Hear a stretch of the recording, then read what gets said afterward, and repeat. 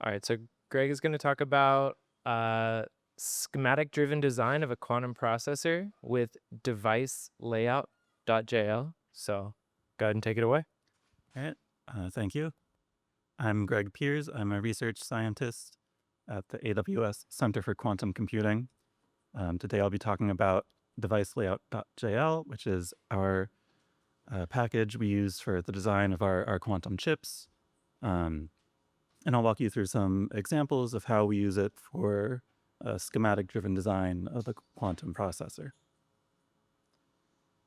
So when I say quantum processor, this is the kind of device I'm talking about. This one pictured here. It's a recent device we've published about, and you can read more at that link later if you like. But these are integrated circuits, so they're fabricated layer by layer with 2D patterns on a chip, like any computer chip. But they're also quantum in that we're taking advantage of entanglement and interference to do computation. And the particular approach that we take at the CQC is to use superconducting qubits, and more specifically cap qubits, where the quantum bits, the physical hardware implementation, gets the quantum part from superconductivity. Some more background when I say schematic-driven design. This is the idea that designers work with many different representations of their device throughout the design cycle, going back and forth between them. These include geometry, or what we might call layout or artwork. It's a collection of 2D shapes with metadata. So in this little illustration here, we have a red shape that defines where we want to remove metal, and that'll define a nice little wire that flares out at the ends, a coplanar waveguide. And we also have a bunch of little purple shapes crossing over it in another layer. We also work with schematics. These represent the device in terms of its components and how they're connected together. So this drawing here, the dots are the different types of components, and the edges are how they're connected.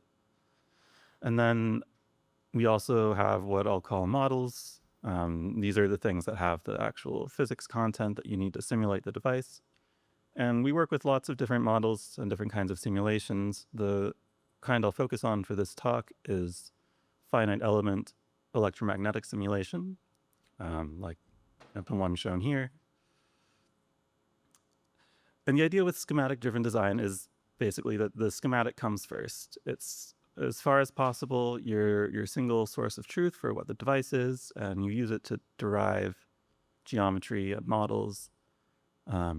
And it provides sort of the abstractions that designers want to think in terms of.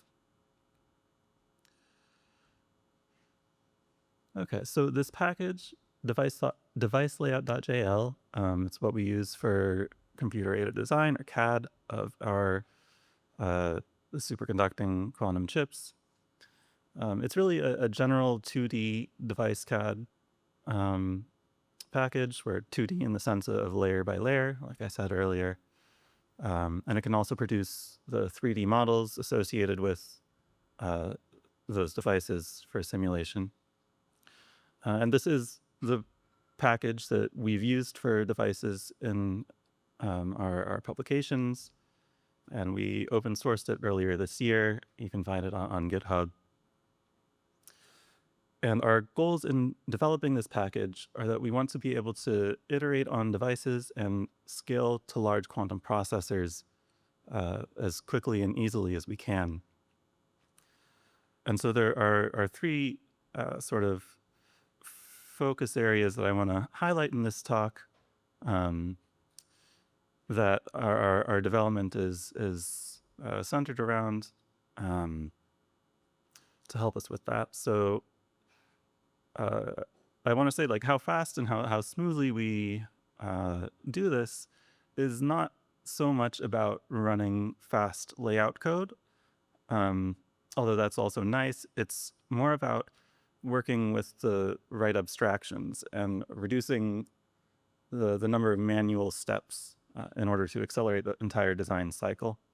So first we'll talk about schematic-driven design, and I'll illustrate it with one of our tutorial examples from our documentation for the layout of a quantum processor.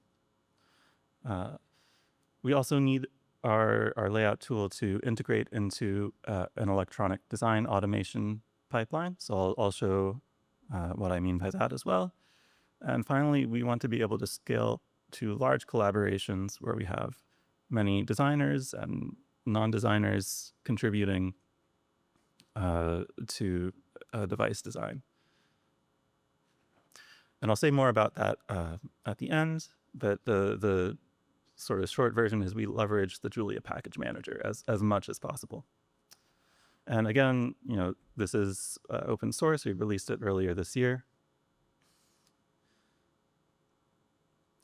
So now I'll walk through this example, the schematic-driven workflow for the layout of a quantum processor. This example is based on devices from the Quantum Device Lab, led by Andreas Wallraff at ETH Zurich, and in particular, based on this 2022 paper by Sebastian Krinner and co-authors. The pictures shown here are two different representations of the device geometry. So they're the final product of this example. This is just a preview, and I'll now walk through how we get there. So step by step, this workflow, we're going to define the types of components that appear in the device. These are our transmon qubits, our readout components, or so on. We'll create instances of those components that appear in the device, all with their own parameters. We'll assemble those into the schematic graph, this component and connectivity representation I mentioned earlier. We'll plan the schematic, which takes that graph and figures out the position and orientation of each component. And finally, we'll turn that schematic into actual geometric shapes and save it in our format of choice. So there's a full tutorial with a lot more details in the documentation, which I encourage you to look at if you're interested. So we'll start by defining component types. These are subtypes of component, and they have parameters, geometry, and hooks. So the example here is this star island component. Geometry is shown at the right, where the purple region is where we want to remove metal, and that defines this star-shaped island of metal, and that'll form the capacitance of a transmon qubit. So what we do, we define this star island struct. Do I have a laser pointer on this? I do. Okay. Using this compdef macro. So this is based on the @kwdef macro from base Julia, which gives you a keyword constructor with defaults. Keywords are your fields. Then our component parameters are just these fields, typically like geometric parameters like lengths and radii. And then we have the geometry function. I've left out the hard part where we actually calculate where the corners of this shape are, but once we have those, we create a polygon for this inner island contour, a polygon for the outer contour. We take the difference between them. We apply a rounding style to the corners, and this comes from the device parameters. And then we place it in our coordinate system in a certain layer, here the metal negative layer.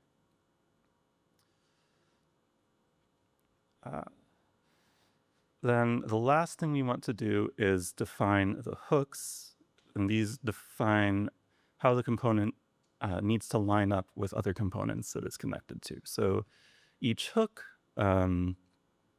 is defined by a point and a direction, and each one has a name. And we define these by implementing a hooks method for this component.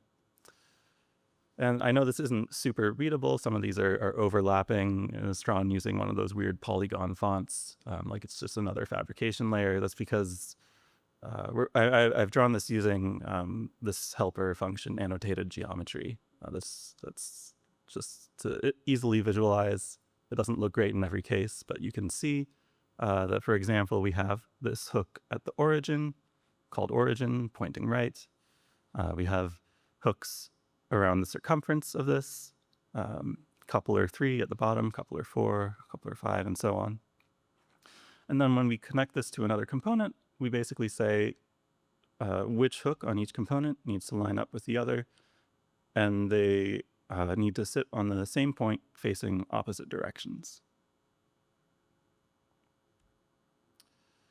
Okay, next we want to create the instances of the components that actually appear in this device, basically assign our parameters to create concrete components. Like I said, there's a keyword constructor, which is nice for single components. For arrays of components, which are common in these devices, we also have this app component macro. So here we're creating a 5x5 array of qubits. The star qubit component, which composes the star island with some other stuff. And this is convenient because if we have arrays of parameters, like this, say, island inner radius is a 5x5 array with different inner radii potentially for each qubit, and we just have this sort of broadcasted keyword assignment syntax, so that each qubit gets its own parameter. And then we also have non-broadcasted assignment, where all the qubits get the same parameter. And we do that for each kind of component, our qubits, our readout components, and so on. And in my drawings here, I'm going to represent these as dots with different colors for the different types of components. The next step is to assemble the schematic graph. This is the components and how they're connected. So there are three verbs, three functions that we're using here. There's add node, which it adds a vertex to the graph and associates a component with that vertex as metadata. We call this vertex plus metadata a component node. There's fuse, which takes an existing component node and a hook on that component, as well as either another component node and hook, or a new component to add and create a component node and then hook to the other. So here we're saying the readout hook on the qubit node, and we're going to add a readout component and attach it using the qubit hook on the readout, so they line up. And then the last one is route. It's a little more involved, but basically we're saying I want to connect, this hook on this component to that hook on that component with the path. I don't know where those hooks are going to be right now, but I can say I want this path to follow a certain rule. In this case, it'll go straight and make 45-degree turns with a minimum bending radius. And then I also say, what's the style of this path? What does the cross section look like? And what layer is it going to be drawn in? And that inserts a route component in between these two components. That'll, once those components are placed, it can be resolved into a concrete path following the rule that I specified. Okay, so the next step is to get that spatial information, what we call plan. And it turns out we've done all the hard work already. All the information we need to do that is in the schematic graph. So this plan function takes the graph, creates a schematic, which is our object that contains both the graph and this spatial information, the position and orientation of each component. And the last step is to render and export the layout. So rendering is turning our components into shapes. And for this example, we're making two different drawings here. On the left is the artwork. It's the geometry that'll get sent off to fabrication, where each color is representing what gets drawn in a particular fabrication process layer. So in purple, we have the metal negative layer, and there are other small things you can't see here for other process layers. Then on the right, we have a false color version of the same geometry, where each component's filled in according to its role in the device. So we have our qubits, this grid in red, couplers connecting them in purple, readout components in green, and so on. Different kinds of control lines in different colors. So the way we do this then is we create a cell for the artwork. This is a kind of coordinate system corresponding to the GDSII backend. It's a format commonly used in fabrication. We render the schematic to that cell, and we say we're targeting our planar fabrication process. So this target is an object that has the information about fabrication layers that we need to make this drawing, and so on. Then we save it to GDS. Of course, you're looking at a PNG. PowerPoint doesn't know about GDS, but that's what the code does. And then for the false color layout, well, the tutorial has this helper function that does this filling in according to component roles, and we save it to a PNG. And this is just meant to illustrate that we really do connect our schematic level information with the geometry. That allows us to do this. And so there's more stuff I skipped in the full tutorial. There's schematic design rule checking, where you can make sure using your information in your schematic that you don't have components that have invalid rotations or connections. We have autofill or dummy fill. Often you want to fill empty areas in your layout with a pattern. In this case, we have little dots for flux trapping. It's basically a raster operation.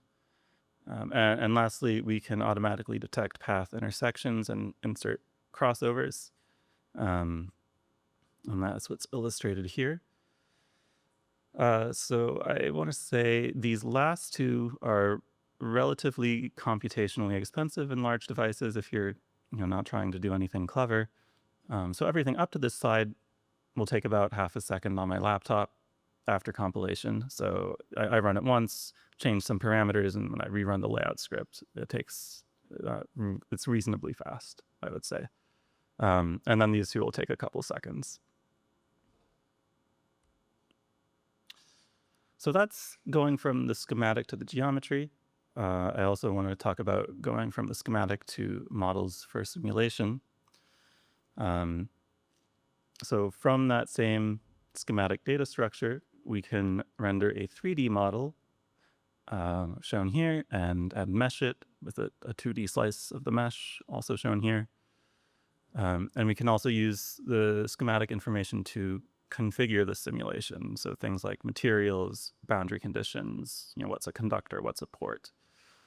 And then we use that for finite element simulation. At the CQC, we use Palace. It's a tool for parallel large scale finite element electromagnetics.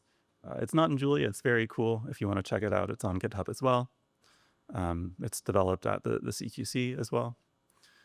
And here I'm just showing a few illustrations of some of the eigenmodes of this device.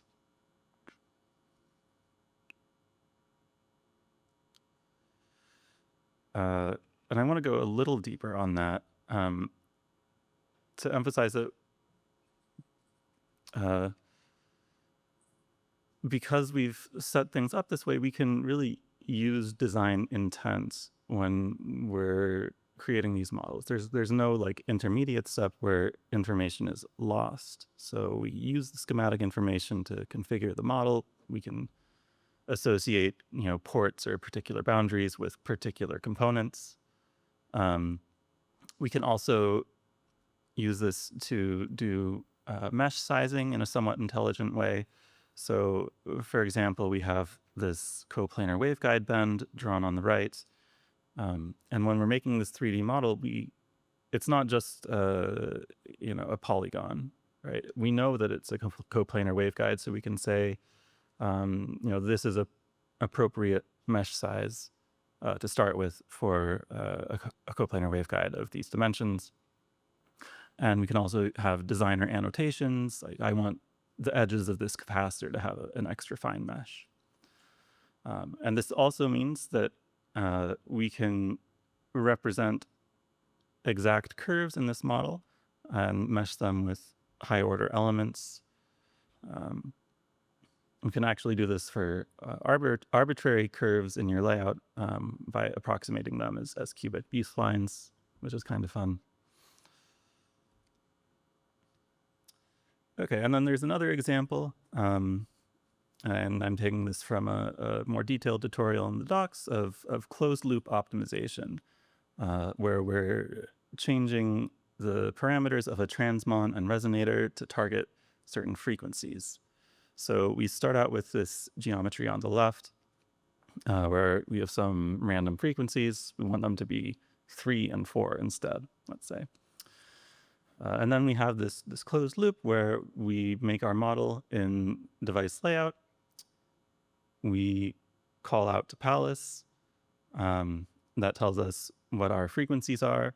And then, orchestrated by our optimizer, it'll select new parameters to try in the next iteration, this DeviceLayout.jl. In this, we're using one of the Powell's method implementations from Prima.jl, or via Prima.jl. And we end up with this final geometry where everything's a little bit longer to lower the frequencies. So I said earlier, our goals are iterating and scaling quickly and smoothly. I gave this example of the schematic-driven workflow and talked about electronic design automation. The third thing I mentioned was scalable collaboration. And, this is maybe not as computationally interesting, but it's also very important. So the way I'll try to illustrate this is we organize our process design kit as a Git repository. And this contains things that are all Julia packages. So there's a mypdk.jl package that contains things like process layer data and design rules. A lot of this information often comes from the fabrication team. Then we also have packages for different families of components. So our star transmons, spiral inductors that can have different contributors. So I'm trying to say like each color of the border is a different person up here. And then when we make a design project, it's a Julia project. It has a project and a manifest file. And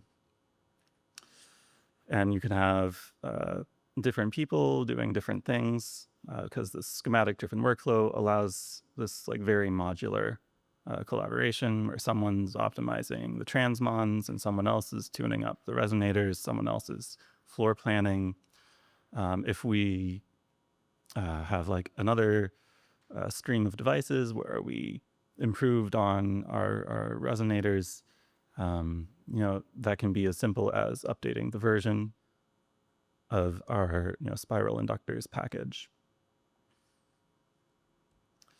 And with that, I just like to acknowledge that this is possible not just because of Julia, but because of the entire ecosystem. I'm not going to read all of these out, but we're composing with types from other packages. We're doing computational geometry. We're trying to think carefully about tooling, and we're using also non-Julia packages that have Julia wrappers or APIs. I want to say we're open to contributions, including or especially from people who are not quantum hardware experts. I say that because I think we would like this to be something that's valuable to the community at large, not just like this is the CQC tool for the CQC devices. But that's basically the story here. So there's also a sponsor talk tomorrow morning. I'll say a bit more about developing quantum hardware at the CQC. But other than that, thank you for your attention.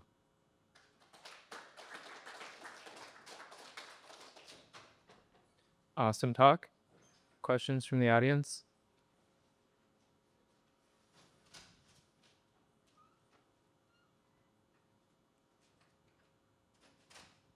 Thank you for the talk. I think I'm most curious about the part where you talked about the optimization loop, where you can update the design of the hardware based on simulation. I'm wondering about, for example, if you have validated your designs through experiments, if you fabricate the same device, do you expect the properties of the qubit to be the same as you simulated, if there's room for improvement in the simulation model itself?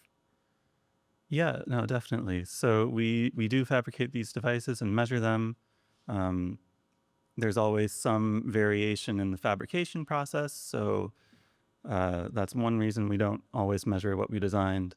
And then there are sometimes inaccuracies in the modeling, whether it's we weren't using a fully converged mesh, or we were missing some physical detail that's important.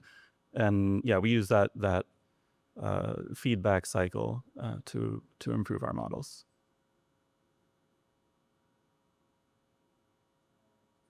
Oh, okay. Yeah, we're going. Do you think finite element simulation is sufficient as the model to guide the design and fabrication process?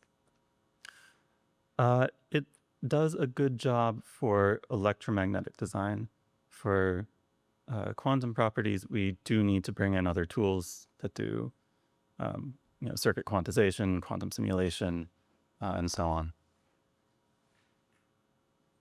Thank you.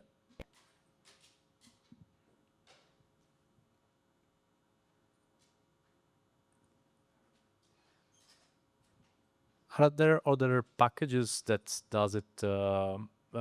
What is the benchmark comparison? Do you have? Is this package better than other alternatives? I'm not an authority on what other packages can do. I think it would be great to have some set of comparable benchmarks between them. But there are Python packages like GDS Factory or Qiskit Metal that do similar things. And is it faster, or I have not easier? implemented the same design in any of these. But again, I think it's reasonably fast. We're not so worried about how fast we can read polygon data from disk. We want to make sure that the design cycle is fast. Okay.